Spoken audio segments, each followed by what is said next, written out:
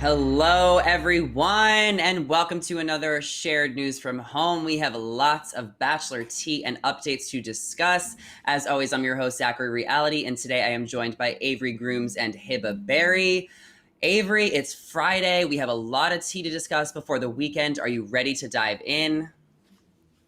Yes, of course I'm ready, guys. Happy Friday.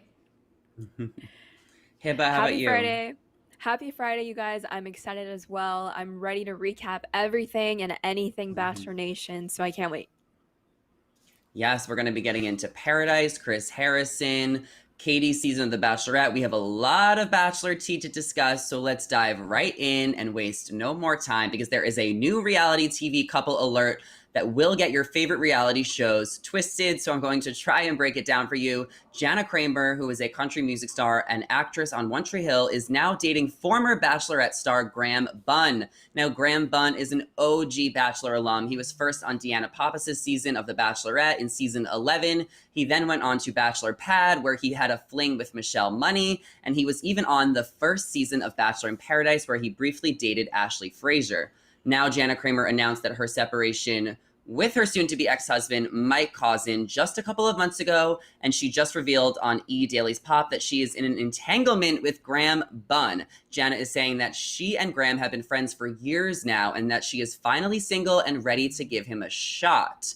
So, Avery, what do you think of this? Because they've been friends for years. She was in a whole nother relationship. Now, all of a sudden, she's going to start dating her good friend, who's also in the country music world. Is this like a rebound, or did she have her eye on him the entire time? I don't think this is necessarily a rebound given everything she went through her marriage and her divorce. She's single, so she could do whatever she wants now. And I think it's even better that they were long-term friends before establishing a more romantic relationship. So I'm here for it. I like them. I think they would be a beautiful couple if it's official. We're not super sure yet. But I don't think it's a rebound. I think she needs to enjoy her single life and, not just date him, but multiple people before she really like settles down again. Exactly. She just got out of a divorce. I mean, she's an ex-wife now with children. So I think, this is a good sign that it isn't just like a complete stranger. It is, like you mentioned, Avery, a person that she has had in her life that has probably, been a person she's confided in with her marriage troubles. We don't know how close these two are, but it does seem like they are familiar with each other and they know about each other's lives and what they each have gone through. So I'm just happy that this isn't a stranger or some, hookup or rebound or some like random guy. So this doesn't seem like any type of trouble to me. It seems like, what, she's just trying to have fun. She got out of this draining relationship.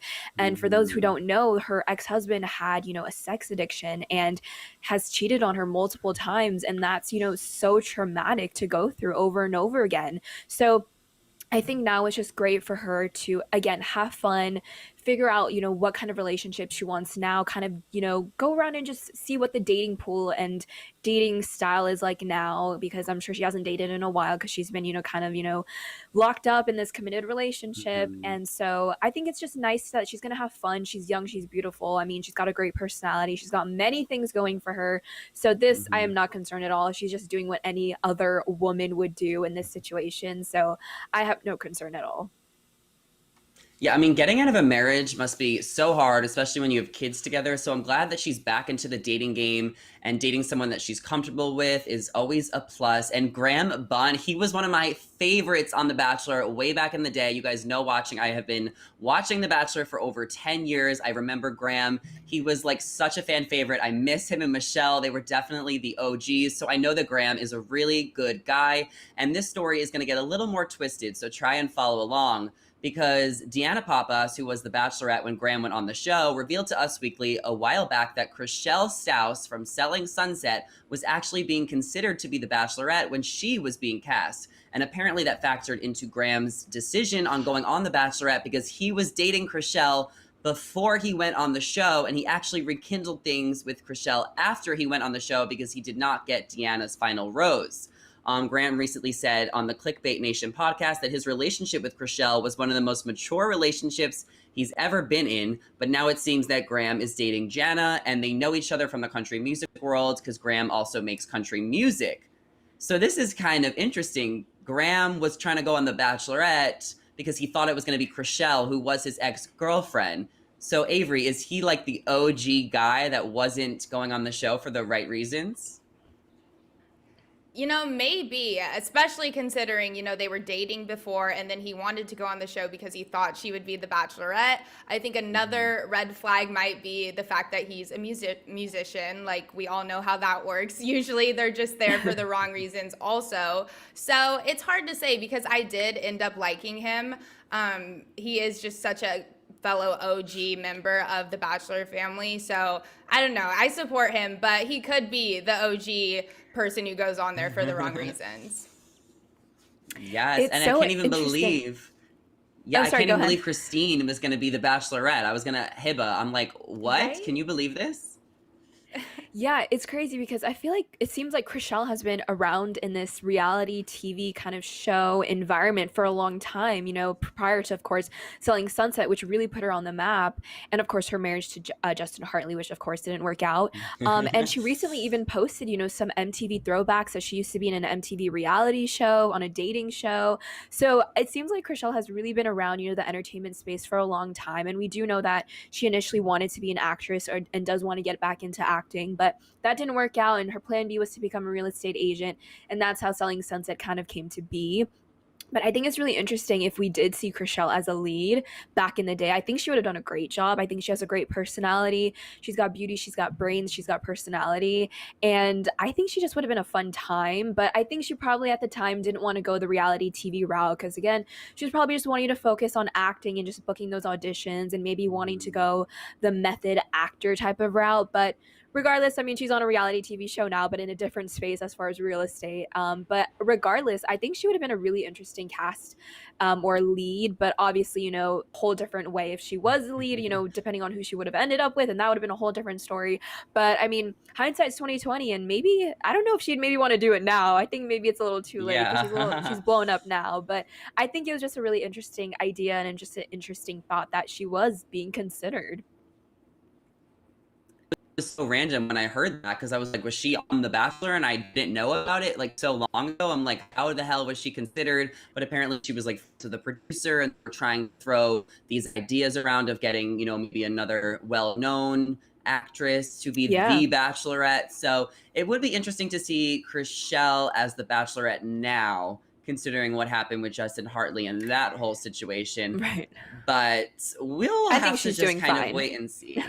Yeah, and we do know that Selling Sunset is coming back soon. They're filming right now, so we'll get all the life Right. updates on that. But I do want to remind everyone to subscribe to the Shared News YouTube channel because we have lots more Bachelor Nation tea and updates and reactions, everything here. So definitely keep updated if you like Bachelor Nation, because now it's time for a little Matt and Rachael update. And this is a really funny situation here because Rachael has been spending time in Matt's hometown in North Carolina over the past week and hanging out with his family. He's even been showing her all of his favorite spots, and they may have just gotten into their first public social media fight and it's kind of one of those cringy pretend fights, but it was all over Matt's Instagram story, so we have to discuss. The fight was over burgers and fries, and Matt asked Rachael if he would accept his French fry. After Matt went to get some fast food while Rachael was waiting in the car, apparently Rachael didn't ask for anything when Matt went inside, so he only got food for himself. Selfish. And Rachael was hangry and mad that Matt didn't get her food. I guess she assumed that he was going to get her food because isn't that what a good boyfriend should do? So the two ended up sharing this exchange on social media, which had their followers laughing out loud. They got into a little bit of a fight. Avery, I feel like we've talked about this before. Is this not a red flag or even a deal breaker when your man doesn't share his French fries with you? Oh yeah, this is huge, especially when it comes to food and girlfriends. The hangry girlfriend is something you don't want to be around. So, he should know better. Also, in the video, she said how she wanted Whole Foods. If that was me, I would have been like, just get me something at this place as well. Like, if I'm hungry and I can't wait for some Whole Foods, I'll take the fries. But she did the right thing in the situation, which was eating his fries. She ended up eating his fries, as she should, Yeah, as she But he should. should have just got her something extra anyway. Even if she said she didn't want anything from that place, like, she's hungry, get 2 fries.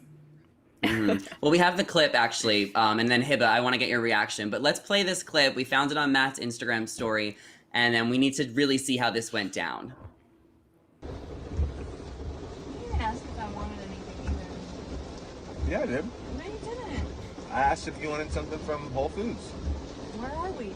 Not at Whole Foods. This is our first stop. You've eaten today. I haven't. This should have been my our first second meal. stop. This is my first meal. Are you Oh hungry? no. We have food. We have food. You didn't ask. Oh my God, this is more drama than we actually saw on the actual show. And this couple actually got involved in arguably the most dramatic season of all time. Hiba, what do you make of this argument? Is there trouble in paradise over French fries? First of all, I just love the person who's filming. I mean, they got the cinematography that? going. They're getting both Uh-huh. angles. They're getting the wide angle, like that dashboard shot. I just think this was a really weird, cringe video of just like miscommunication. And I can't tell if it's a joke or if it's actually a genuine fight that they It's a actually joke. posted. But I just think it was just, miscommunication. Take it as a joke or not, but I feel like this is a relatable thing that couples always deal with all the time. Just like you're saying you're hungry, but then they don't get you food, or you say you aren't hungry, but you still eat their food. So I feel like this is just always an ever going joke of just like, are you really hungry? Do you really want food? Just miscommunication. But I don't know. I feel like there isn't anything as far as like trouble in paradise. I just think this was, just to make people laugh. And I think it might be a little bit too soon because we're just used to seeing them back together. And now they're already like, fake jokingly arguing. So I think there still needs to be time for us to, kind of, see that they're together and happy. And then maybe they can joke about it right now because we've been through so much trauma with the relationship that now we're just kind of, still on edge. And, the wounds are still fresh. So we're still healing. We're still recovering.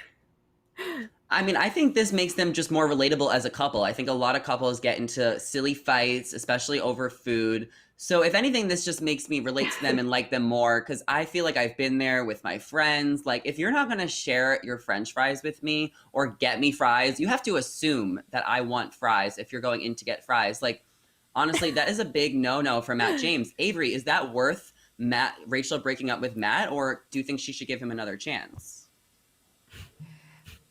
I mean, it's hard to say, Zach. Like I said, food and when you're hungry is a dangerous combo. But I think he learned his lesson. This is like strike one. If it happens again, then I would strongly consider it. 100%. Yeah, I'm glad that we're on the same page here, and we actually are Team Rachael in this situation.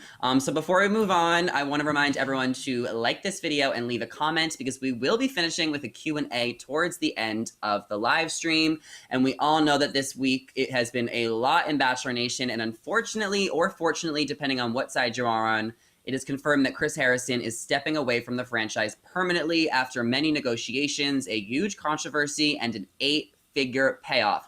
Chris Harrison reportedly was asking for $25 million to keep him silent after having 20 years of dirt on the franchise. He wasn't asking for a rose. He was giving them a lawsuit that if they didn't approve of his demands, he would have to sue them. So Chris's whole life was Bachelor Nation. He was so invested, and he was very good at his job. And unfortunately, with all the controversy and complications, he is no longer welcome back to the show. But as I said, he was not going down without a fight. He was reportedly making $5 million a season, and he was in no way ready to leave the show before the big scandal happened. So, Avery, do you think that Chris walked away with a fair settlement? Was he unfairly let go? It's really hard to say what's fair in this situation because so much happened after the apology. I feel like if things were handled differently from the beginning, as in his apology, that this all wouldn't result in the way it did. I think if he gave more of a sincere apology, yes, he didn't have a lot of time, but it was very rehearsed, it was very posed, and he just kind of put on that Chris Harrison like show persona, and people wanted to see more like genuine sides of him, especially in that apology. And I feel like because it wasn't reciprocated well by a large audience, it kind of went downhill from there. And then he went through these battles with the show. He wanted to stay, and they eventually, I guess, wanted to let him go. And then the lawsuit came in. So it ended up being something really, really messy. And it's hard to say because he has a strong attachment to the show. They have a strong attachment to him. And it's a really hard decision to let him go. And it's sad that he has to go, especially for him. He's put so much of his life into this. But was it the right thing to do for them? I don't know, because they are going to lose a lot of viewers over this. They would also lose a lot of viewers by having him on the show. So it's just hard to say if this is even fair anymore. I guess this is just what had to happen. Yeah. Right. And when the news initially broke that he, called it quits, like the deal is done, he's like over it, he's, not coming back. To be honest, I really wasn't surprised. I think it was inevitable. It was going to happen at some point. I don't think he could have come back to a season and kind of like swept it on the under the rug, or just have like spoken straight to the camera and say like, I've took these couple months, to reevaluate and reflect. Like, I think I still wouldn't buy it regardless. I think they just really had to scrap him in total and just really kind of carry on and again continue with the rebranding of the show. And again, with Tayshia and Caitlyn for the Bachelorette hosts, I think they're still doing a great job. Granted, we've only seen one episode of them so far, but still, it just seemed like much more of like a family environment still. It just seemed like they still would give great advice in comparison to Chris. And honestly, it just seemed like because the whole Bachelor franchise kind of did Chris a little dirty as far as just letting him go, like cutting the cord right away, because he has been such a big part of the brand, like one of the biggest faces of that brand. I think, he should get the respect of, fighting back and kind of, being able to use a defense of airing out their dirty laundry, because I'm sure Bachelor Nation franchise isn't, squeaky clean. They don't have a squeaky clean image as well.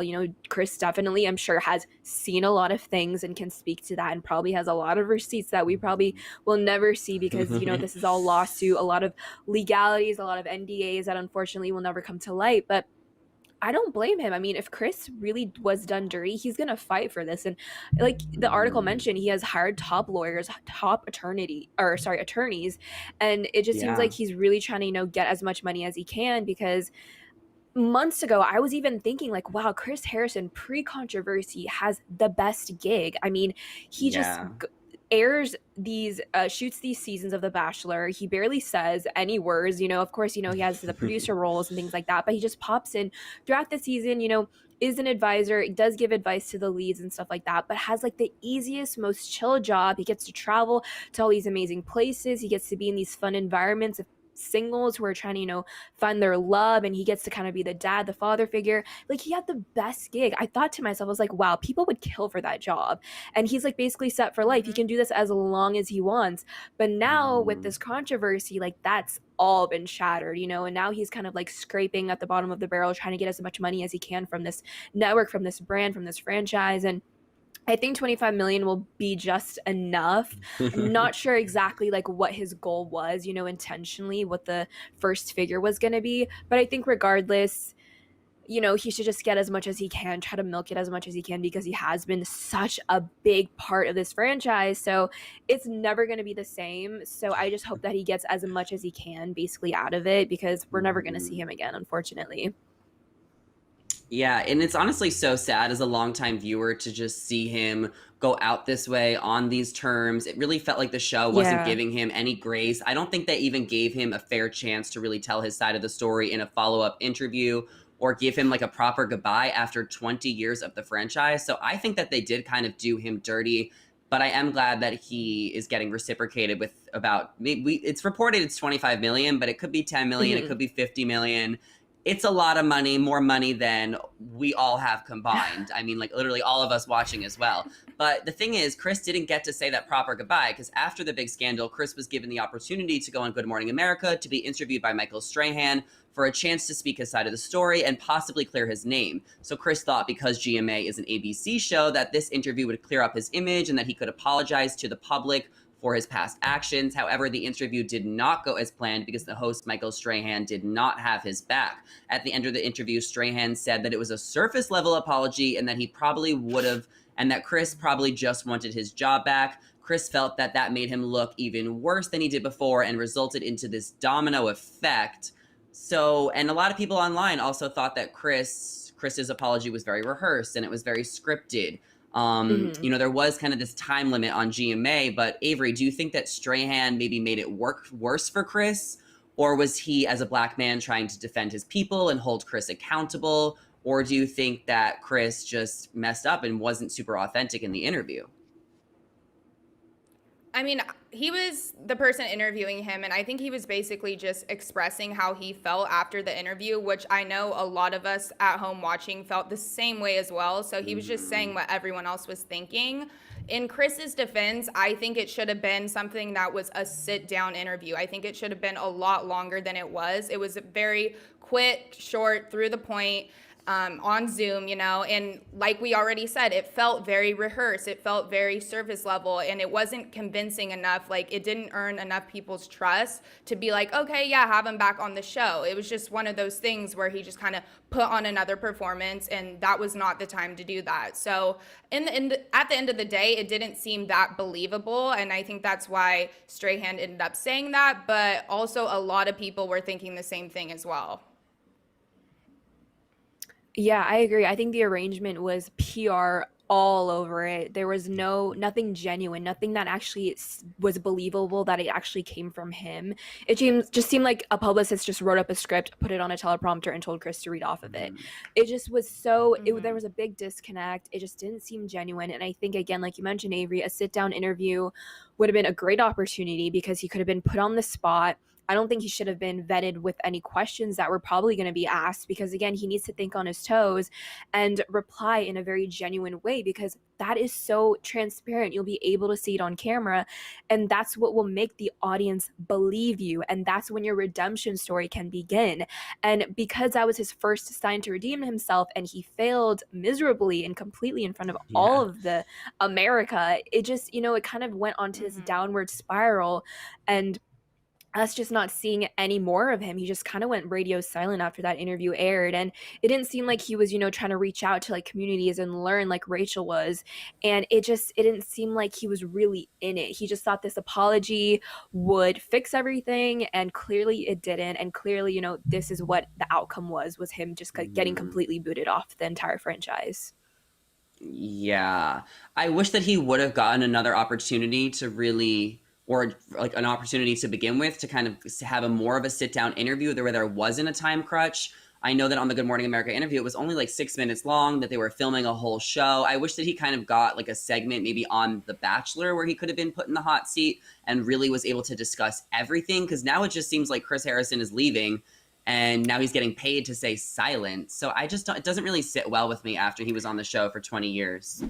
I also want to add that I feel like them saying that they didn't have enough time on the show is such a cop-out and such an excuse because when Colton came out, that was like a whole sit down. So I feel like Chris Harrison had that same attraction and, media coverage. So I feel like they could have easily, scheduled out a time frame during the show for this huge interview, this huge exclusive, because again, Chris Harrison is an ABC talent. And of course, GMA is on ABC. So they kind of have to uplift each other's talents. So I feel like, again, it was a huge cop out, and it didn't seem like GMA really was on Chris Harrison's side, and they just really tried to kind of, again, do him dirty. It just seems to be a running theme. Yeah, you really bring up a good point because Colton had this whole package. He had video package. She had a whole like moment. Production. And Chris Harrison really was, he had a whole production, and Chris Harrison was really just put into this corner, and it just wasn't fair. It felt like there was some behind the scenes that was kind of just burying him. And no, we do not agree with what he said, but it just didn't feel like he got a chance to say his piece. And now that he's leaving, he's really not getting a chance to say his piece. They haven't mentioned him on The Bachelorette this season. Who knows if they'll mention him in Paradise. So it is what it is. Chris Harrison is gone, but he is richer than he was. I mean, 25 million is not bad. So yeah, you guys will definitely have to let us know what you think about Chris Harrison's exit in the comments down below. And we are doing a Q&A at the end of today's live. So definitely let us know if you have any questions or opinions. We want to hear about it. But before we continue on, we have to talk about Bachelor in Paradise, because there are so many updates with Paradise and there are so many cast updates, which is the juiciest part. Earlier this week, some of the cast was allegedly revealed. It's been kind of leaked, but not confirmed, that Abigail, Chelsea, Ivan, Serena, Dr. John and Tammy were going to be there, but now there are some new faces that are reportedly there as well, including Aliyah, Maddie, Victoria F. from Peter's season, as well as some blasts from the past, including Grocery Store Joe, Kendall Long, Tia Booth, Chris Randon, Clay Harbor, and Blake Hortzman, Stagecoach Blake. This is so interesting with all of these people, but especially with Kendall and Joe, because they were in Paradise together just a couple of years ago. They left the show together and then dated for 2 years after the show, and now all of a sudden they're going to come back. Avery, are they going to rekindle things? Is this going to be awkward? What are your thoughts on all these new cast members joining? I hope they don't rekindle things just to make it more messy. You know, you have an ex on the show watching you date someone else. I think that would be great TV, great drama. So I hope not. That would be also really weird, you know, if they ended up back together because they went on Paradise. But I'm really happy to hear these new members, even though they haven't been confirmed. But the first list we got was kind of like, but this is a lot better. And it looks like they're having a lot more people on this season. So that just means a lot more drama. So I'm really excited for this one. Yeah, it looks a lot more exciting now that we're finally seeing names, because casting has been so on the down low. And I think finally, as we're getting closer to the premiere date and we're getting more details, fans are finally, you know, kind of, you know, being more committed to watching this season, because it's been such hush hush as far as the details coming out. But I'm excited, and it's just going to be so interesting with Bachelor in Paradise in particular, because everyone's, you know, just kind of recycling each other and their own relationships, and their exes are going to date other exes. So I feel like that is going to be drama inevitably. So that's going to be great for us, but kind of sucks for them because they have to deal with it.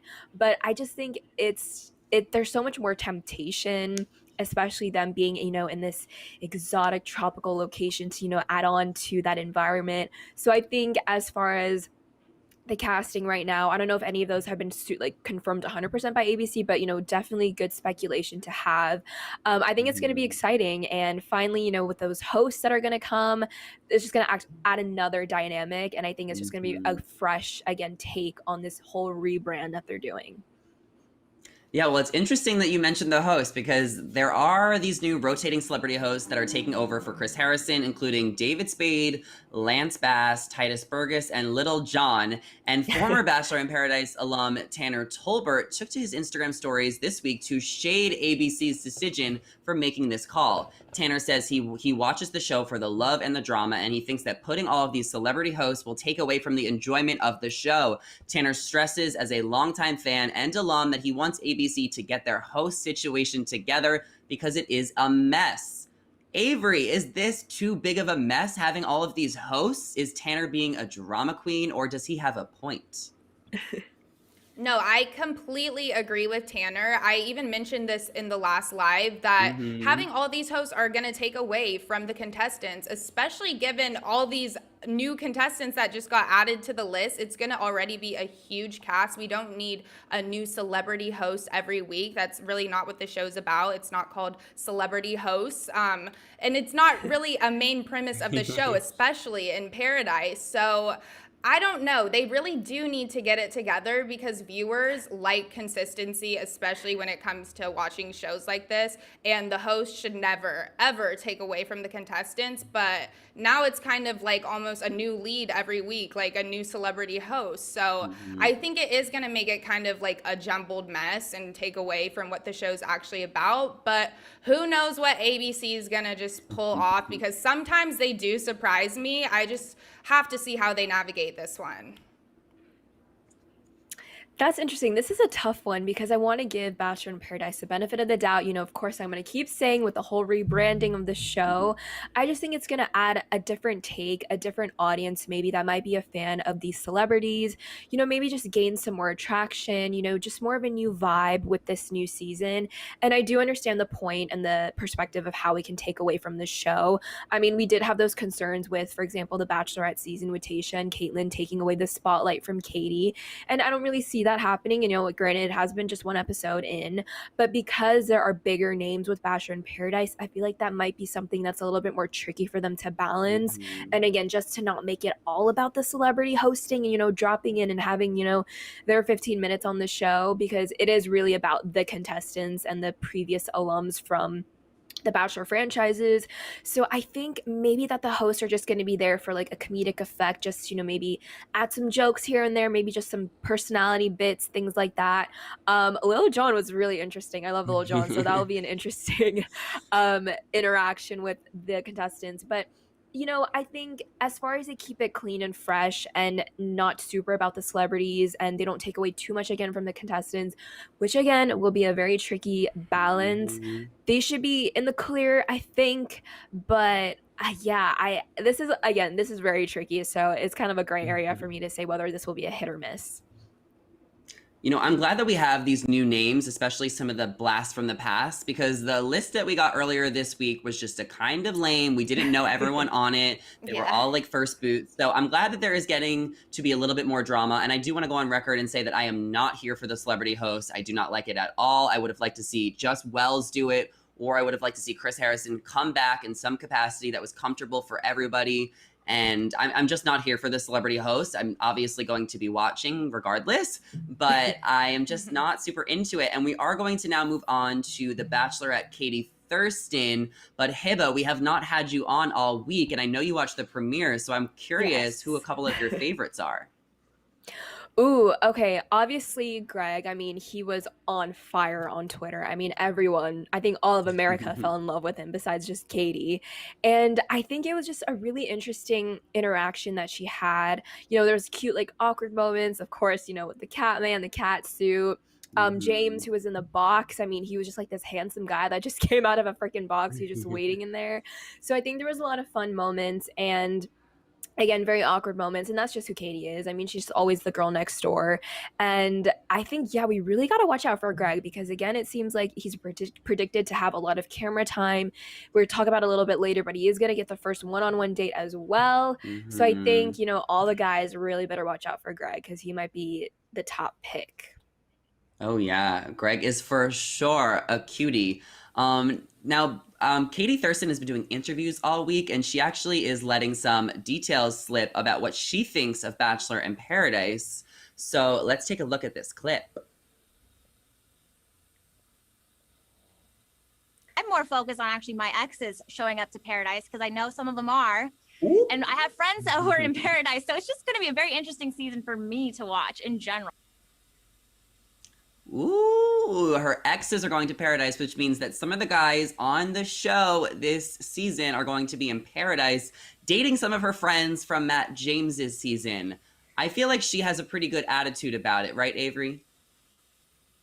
Oh, yeah. I mean, what a crazy dynamic. This would never happen in the real world, but only in the Bachelor bubble do your exes go in a place where they could potentially date some of your friends. But I mean, at the end of the day, she has to probably be okay with it, and hopefully she's happy and engaged, so it won't even matter. But that must be crazy to just sit down and watch, like, your friends with your exes. Like, what a concept. I mean, in a normal world, would you let your friends date your ex, Hiba, or is it just because it's Bachelor Nation? I think Katie definitely has a very unique situation, of course, coming from Bachelor Nation and having these mutual friends now being in Bachelor in Paradise. I mean, not everyone or anyone can really relate to this situation or being put in this place. In general, to see your friends, possibly kissing your exes and just that intermingling and, just the flirtation. But again, it just also maybe would depend on how close you are with this so-called said friend. If it's maybe just acquaintance, surface level friendship, if it's your best friend, that's a whole different story. So it just really depends on how close she really is to these so-called friends and maybe how bad it ended with these exes, how deep of a relationship it was. So again, not black and white at all. There's a lot of, gray area with this situation, but generally speaking, it's just freaking weird. Just for me to just say. It is like simple weird. and plain. Yeah. But also, I guess, depends on how far... it depends on how far the guys go within the season, because if they're like top 3, top 4, and they're going to Paradise and dating Katie's like best friend, I think she was really close with Jasenia last season, then that might be a little bit weird. But if it was someone who was eliminated pretty early on in Katie's season, and then they're dating like Queen Victoria, who we know Katie had a huge fight with, that might not be super weird. And Katie was then asked if her friends have a chance with her exes, so let's take a look at her response. Normally I watch it as a fan. Right. Now knowing I have friends there, ex-boyfriends there, I'm absolutely tuning in. Now, Katie, do you tell the friends my exes are off limits or what? What's the deal there? Fair game. They're my exes for a reason. Damn, Very Hiba, after. finish your thought from before, because I don't know if I cut you off or not. Oh, no worries. I was just gonna say that Katie, just seems to be super open-minded, and I think she's probably past all these exes now. I mean, she's the lead on her own Bachelorette season. She's, making the moves now, so I feel like she has more power in like what direction she wants to go and like what she wants to prioritize in her mind and kind of live and forget about. And it just seems like these exes probably just weren't really even important to her. Again, she's moved on and again has her own season, so I think she's doing just fine. So I do give her the respect though in this clip, saying it's fair game. Clearly it seems like she's moved on to even say this, and it just makes for good TV overall. I mean, it would have been a little bit more drama if she would have been like, no, I told my friends not to talk to so and so or whatnot. Yeah. But I think it just makes it more fun, more juicy, more drama per usual, which is what we always expect. Oh, yeah. And Avery, I know it's so early to tell, and we don't know who Katie's going to pick, but is there any girls from Matt James's season that you might already be shipping with one of the guys that is on Katie's season? Ooh, yeah. Okay, so you mentioned this actually, Zach. It was a good one. Serena P and Ivan. I also was thinking Mari and Ivan, but we didn't even see a lot of her on Matt James's season. I just thought, or no, Mari and Damar, and then Serena P and Ivan. But we didn't see a lot of Mari on Matt James's season. I just thought her and Damar would be like a cute couple. And I really thought he was like fun. I'm super excited to see him in Paradise. I don't know, maybe Queen Victoria and Noah, even though that's not even believable, but that would just be a hectic mess together. But yeah. Oh my God, it's gonna be so juicy. I am so excited for Paradise. And also, I do want to point out, Blake is going to be showing up to Katie's season, and Tayshia and Blake had a thing, and Tayshia and Katie are now friends, and she's hosting the show. So that might be a little bit of an awkward thing we have to look forward to. But we also have a little clip here of week 2, which is next week. So let's roll this clip where Greg is actually the guy who gets the one-on-one date.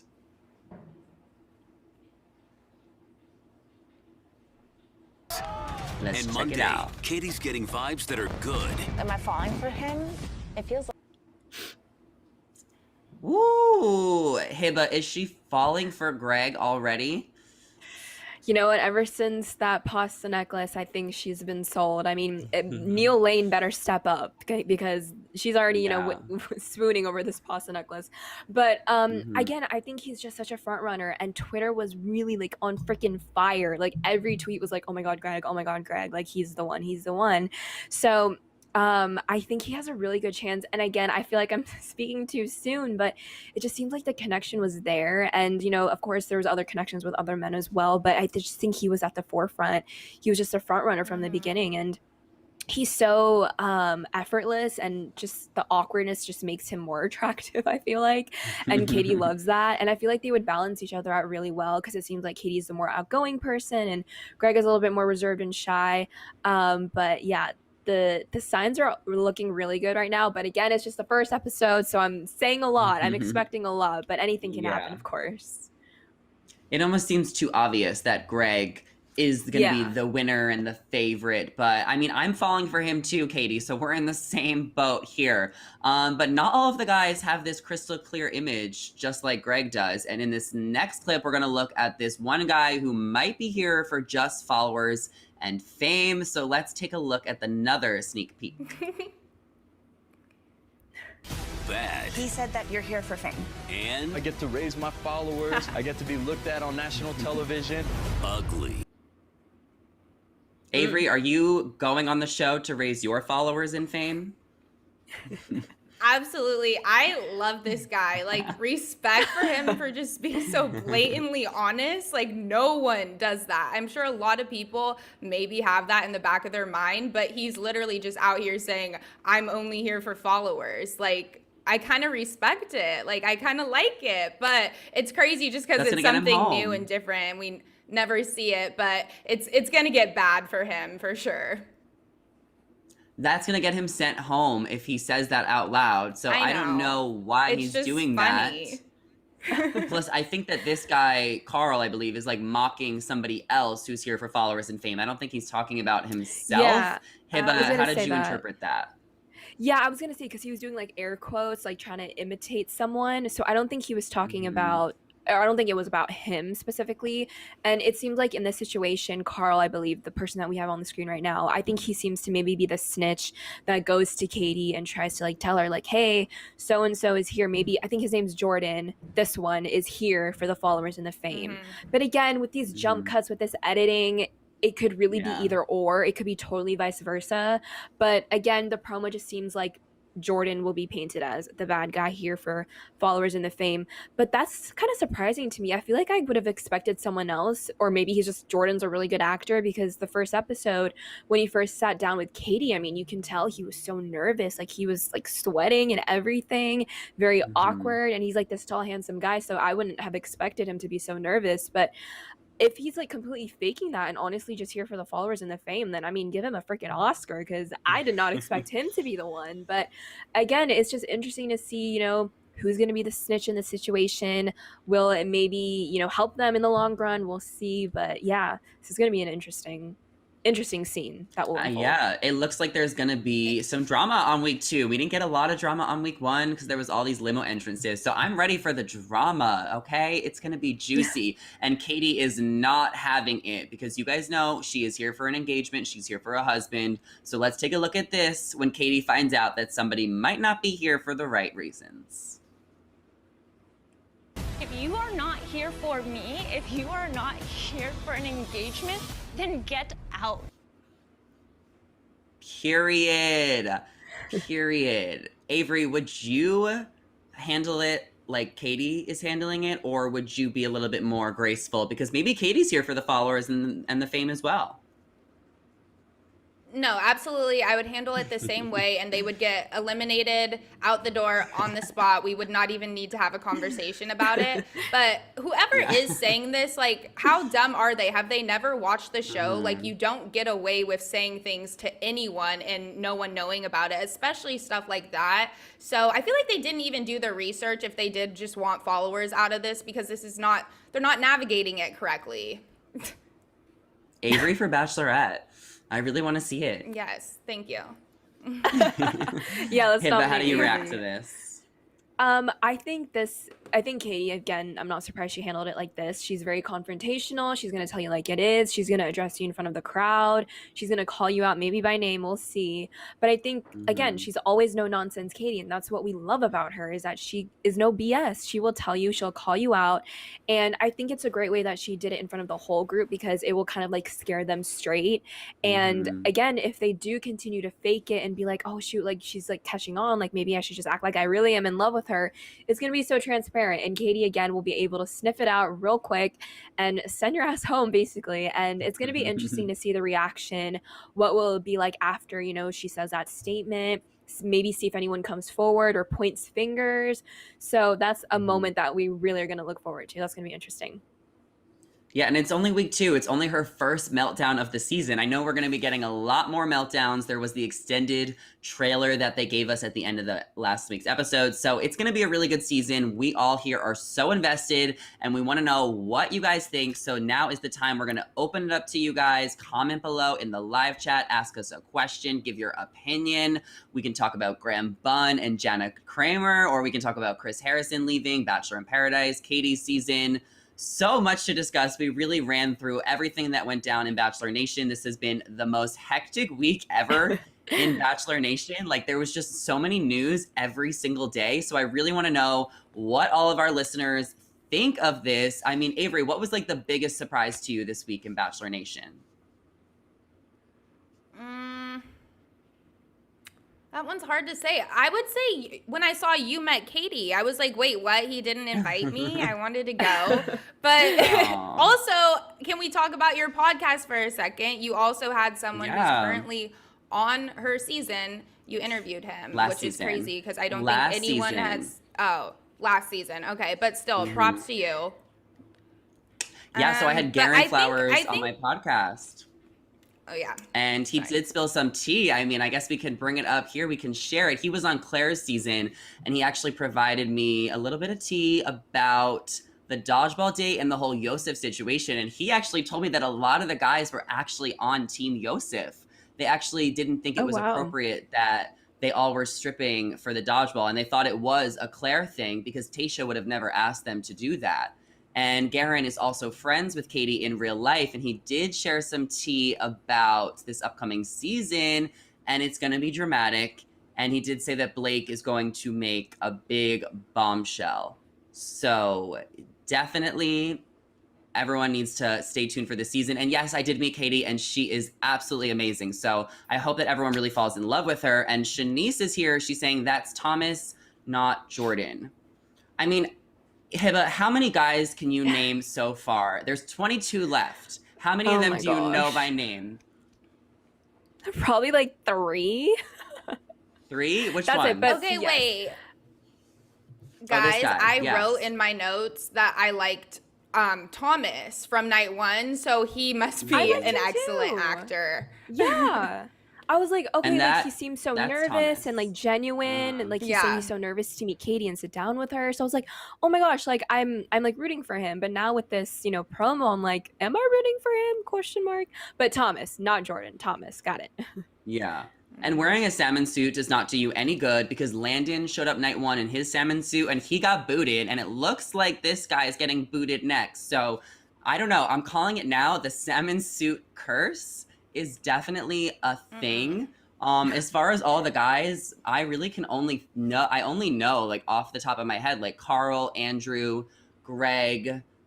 Is there a Justin? Justin. Is there? Yeah. Maybe. Is there? Probably. He kissed And there's her. a Trey. There's Courtney with a Q. You can never forget him. And I know Yes. Garrett because Garrett has red hair, and I was really excited about the ginger representation. So that's a decent amount of guys. And I think that Greg is my favorite with Connor the cat. I don't know. But Avery, what is Tonya saying? She said, Bachelor in Paradise is going to be a big mess with the celebrity host and Queen Victoria. Yes, as I was saying, it's just messy. There's just too much going on. We don't need all these celebrity hosts. We need one person who could do it and do it well, and they don't have to do anything else because that's not what the show's about. I wanted to say earlier, I was thinking about this in my head. I was like, these contestants might actually love the celebrity host. Think about it. You're going on a show and like David Spade's going to be there and Lance Bass, like all of these icons, Little John. Like it might almost be really exciting for the contestants. Don't you As a think, contestant, Hiba? True. but Yeah. Yeah, maybe as For a viewer, sure. it might get a little distracting and just kind of, True. stray away from like actually what we're here for, which are again the relationships and the hookups and all that. Yep. But we'll see. We'll see what But happens. is Queen Victoria really going to be the messiest person there? I feel like there's a lot of people there that there's going to be a lot of drama. If Kendall and Joe are coming, and Tia, she caused a lot of drama too on her season, and then Alaya is supposed to be there, possibly Victoria F. There is going to be a lot more people causing drama besides Queen Victoria. But what is Cheryl saying, Hiba? Cheryl says, has the lead ever taken their first impression rose recipient on the first one-on-one date? I don't recall. First impression recipients usually have to wait until week 4 or later for one-on-one dates. Oh, that's interesting. I did not know that. I didn't know there was a rule This is for true. first impression Yeah. roses. Yeah, this is true. This is definitely, I was shocked when Greg got the first date because we never see that. You never see the first one-on-one go to the first impression rose, because usually when they get the first impression rose, they feel comfortable with them and they just want to wait a few weeks. So I'm curious what the thought process was on going right for Greg, and that's why I thought it was so weird that Greg is too obvious of a front runner too early on. Avery, what were your thoughts on that? You're nodding your head with me. I'm sure Katie's just like, as she does, doing what she wants, as in picking him at the first date again. But, based off of his edit and like, I think he's a great guy so far, but like, it's almost too good to be true, especially after the Twitter reactions. And now we see he gets the first date. I'm anticipating something down the road to happen with him because it's already like he's the winner and we all know it. Or there's going to be a huge bump in the road that's like a surprise and something may happen with him, which I hate to say because I like him already, but who knows, as the season goes on, a lot can change. I don't think it's going to be like a Claire and Dale situation where they just have eyes for each other like 24/7. I think Katie's smart enough to know not to put all her eggs in one basket and to kind of, there's still 29 or maybe 26 from the elimination. There's a lot of other guys too. So I think she might explore her relationship with Greg, put it on the back burner, but of course, still be in contact with him. But also, devil's advocate, season did wrap early, so maybe he was the one and she knew right away and didn't want to waste any more time. Both ways. I don't know. I've seen Greg crying a lot in the teaser, so I think that he might get involved in some drama, but he's definitely her favorite off the bat.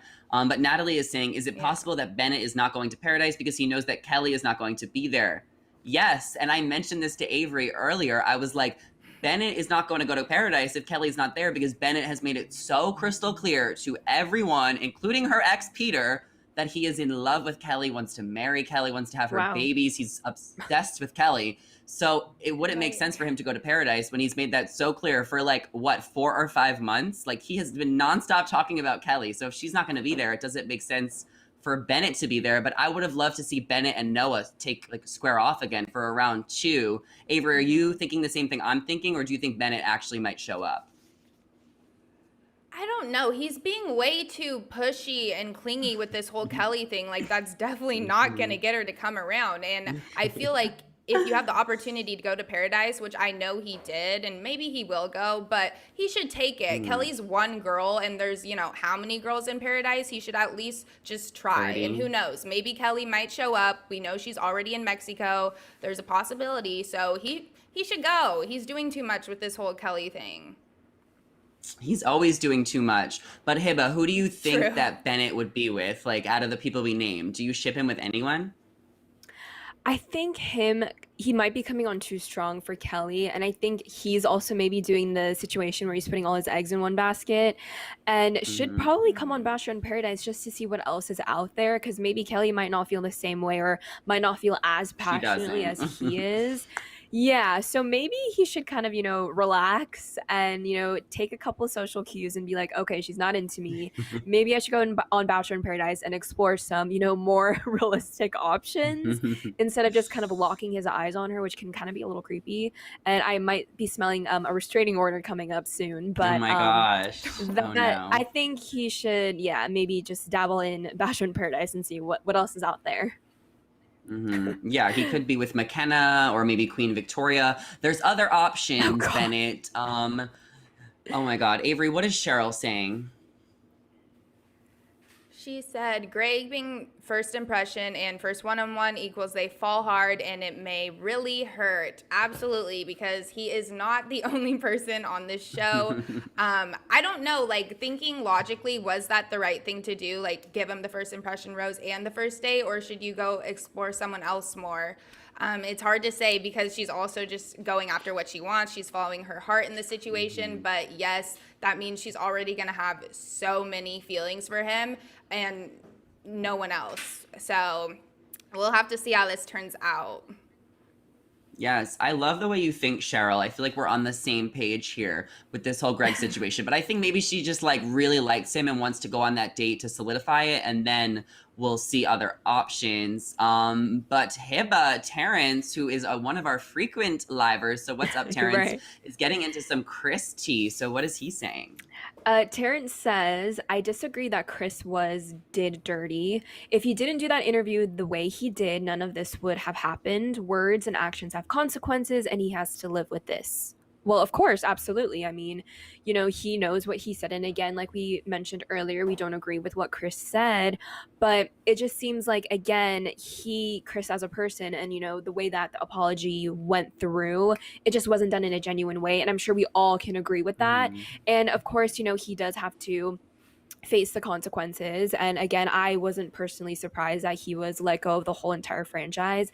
I thought it was going to be an inevitable move. So I wasn't surprised, but I just think it could have gone in a way more better way as far as him gracefully exiting, maybe having some sort of more of a redemption opportunity. And it just didn't seem like that was offered at ABC, at that network, even on GMA really. But again, he did have his opportunity, devil's advocate on GMA, but he just completely, it went horrible. So I think he could have just done it Yeah. better. I think it was just more taken into like the PR standpoint of like politically correcting himself, whether or regardless of what was genuinely what he was thinking.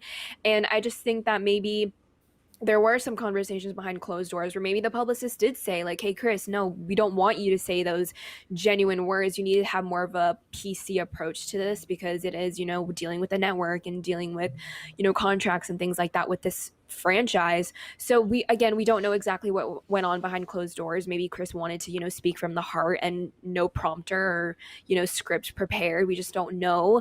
But it's all just based off of speculation. But as far as, you know, what we see as the public, it did seem like, you know, ABC didn't really give him the opportunity in comparison to the Colton Underwood situation of having a very long segment in the show where there was a lot of attraction and a lot of media attention and a whole media circus around this controversy. And it just seemed like it could have just been handled way easier. Again, we're not defending Chris, but it could have been handled a lot more cleaner and a lot more, I feel like just a lot more neutral and equal. Especially because what Colton did to Cassie and that whole situation like was arguably worse, and everyone can kind of judge, than what Chris Harrison said. But I mean, you can kind of, because Colton was doing actions, you know, Chris just kind of, he totally messed up and said the wrong things, but Colton's actions, in my opinion, were way worse, but they're totally two completely different situations. Caitlin is saying, will this be uploaded after? I missed the tea. Yes, Caitlin, we save all of our lives and we are doing Bachelor lives. We do them every week, Monday, Wednesday, and Friday, and they are always saved and uploaded later, as well as us doing Bachelor updates, and we talk about other things as well, but we love talking about the Bachelor. So yes, always come here for Bachelor tea and updates. But comparing those two situations, because I kind of want to get your thoughts on here, Avery, because I know you were very passionate about Colton. He definitely messed up. What were your kind of comparisons to the Colton and Chris situation, or could you not even compare them? They're totally two different situations. I don't think Colton needed any of that. If anything, Chris's apology should have been in that type of format. You know, it should have been a more serious sit down thing where you could see body language and reactions, and I don't know, the over zoom kind of took away from a lot, and he really just went into performance mode. That's the last thing we needed in that case. But the Colton thing was just a whole milked out situation that did not need to be highlighted and praised given his past, his restraining order. He did a lot of bad things. And, you know, it almost was he came out, so that takes away from him being a bad person. And it's we need to acknowledge the elephant in the room first. Congratulations, but that doesn't take away from all the things you did, you know? Exactly. Well, I just feel like Chris should have gotten the same space to kind of speak the way that Colton spoke, because Colton got to say everything for his side of the story, and just in regards to him sharing his story. And I just feel like Chris just didn't get that. So I think that is all we meant, Terrence, when we said that we didn't think that Chris went out gracefully, because we just don't feel like he got a chance to really share all of everything he had to say. But I guess 25 million is But the chance enough he to did keep him get, quiet. he didn't do well enough, you know? It should have went differently, but it should have also been set up in a different format. Yeah, that is true. Yeah. Well, you guys will have to let us know what you guys think down below. But this is the final question we have for today from Shanice. Who are your guys' top 4? I already know who mine is. I actually wrote this down earlier, so I will share that as you guys kind of gather, and hopefully you guys can name 4 people. Hello, shading you guys right now. But I think for the top 4, it's going to be, I'm going to go with Greg, John, Justin, the guy who painted the rose. I hope that's his name. And I actually think Blake is going to make it to the top 4. I really feel like him and Katie are going to hit it off. And I think that they may or may not have been talking before the show. So that is who I think is for the top 4. What about you, Avery? Okay, so obviously Greg. I was thinking maybe Cat Guy, but I don't know. Word on the street says otherwise. I'm not sure though. I know Blake is going to go super far, potentially top 4. I think Justin, just basing off, he was like the first person to kiss Katie. And then Andrew. I feel like he's the only other person besides Greg that I see her get extremely like giddy over, or like you just see it in her eyes basically. It was kind of similar to Greg, not completely there, but I think he's like second after like Greg from episode 1, like in her rankings. Okay. I do not think Blake, because it seems like Blake has a running theme of falling in love with every lead. He fell in love with Claire, he fell in love with Tasia, and now supposedly with Katie. I just don't trust him. And I don't buy his like redemption story of wanting to come back. So I'm not including Blake in mine. I definitely think Greg, of course. And then I think I'm going to throw in Catman. I don't know his name. I really don't know these people's names, you guys. Connor. Okay, Connor. If you And don't then know I someone's name, also- just say Connor. There's like 5 Connors. Okay. And then I'm going to throw in the guy. I don't know if you guys mentioned him, but he was the one that mentioned he has a kid. I feel like they hit it off really well. I don't know Hunter? his name. From Ohio, Hunter, Michael yeah. from Ohio. Oh. Oh, I don't know. I okay. just know he had a kid and Katie was cool with it. And also, I want to say I did not like Justin because I felt like he was giving too many sexual innuendos. And I was like, okay, that's like kind of overkill. Like, Katie's more than just like sex positive. Like, she has a personality. And he just kind of overdid it a lot. And I don't know, it was just kind of cringy in some scenarios and at some points. And it rubbed me the wrong way. So I'm going to exclude Justin. But I'm also going to throw in James from the frickin' box. I feel like he's The got box. game, and I think he might make it far because Katie was like swooning when she saw him. But again, we don't know as far as personality wise, but I'm just going to throw him in, and also because he's the only other name I know. So I'm going to throw him in too. Hiba, I think I asked for a final 4, not a final 6. You gave so many guys. Well, I said not Justin, and I said not Blake, and then I gave my 4. Okay. Okay, well then. It looks like there is a lot of great choices, and we want to hear from you guys who you think is going to be in the top 4, because it's only episode 1 and we have a long season to go, so there will be lots of fun twists and turns, and that is all we have to share with you guys today. And we want to know your thoughts, so even if you missed the live, you can still tell us your thoughts in the comments down below. And don't forget to follow us on Shared News, subscribe, ring the bell so you don't miss out on any future updates and Bachelor news. As always, I'm your host, Zachary Reality, and today I was joined by Avery Grooms and Hiba Berry. And yeah, we will see you guys next time for more Bachelor Tea. Thanks for watching. Bye.